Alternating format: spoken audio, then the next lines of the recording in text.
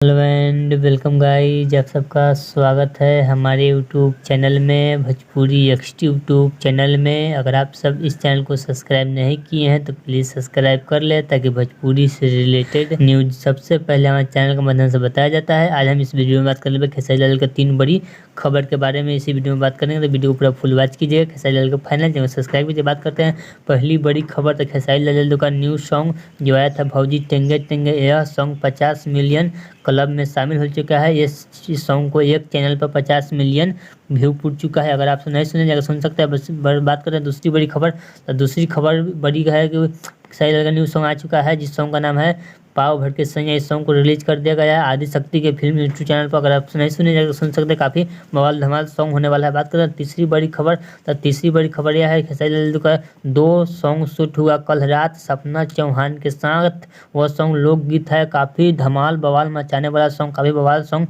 Shoot किया गया है। वह सॉन्ग बताया जा रहा है, वह सॉन्ग बहुत जल्द आप सबके सामने होगा। अगर आपको यह ट्रेंडिंग स्टार खेसारी लाल का वीडियो पसंद आया तो प्लीज़ चैनल सब्सक्राइब कीजिए, वीडियो को लाइक कीजिए, ताकि भोजपुरी से रिलेटेड न्यूज़ सबसे पहले हमारे चैनल के माध्यम से देखने को मिलेगा। चलिए मिलते हैं न्यू अपडेट के साथ, तब तक ओके बाय।